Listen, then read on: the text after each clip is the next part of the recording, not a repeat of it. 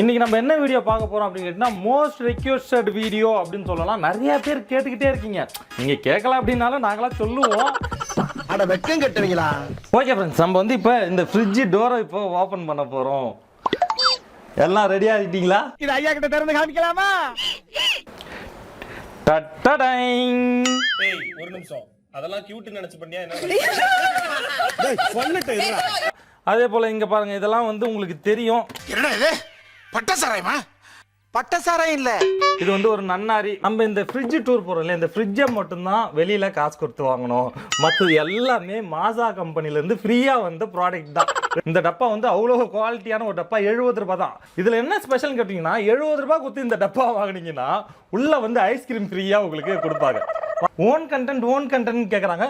Fridge டூரை இதுக்கு முன்னாடி யாருமே போட்டதே கிடையாது. நான் தான் முதல் முறையா இந்த உலகத்திலே போடுறேன். இது என்னோட ஓன் கண்டென்ட். ஓகேங்களா?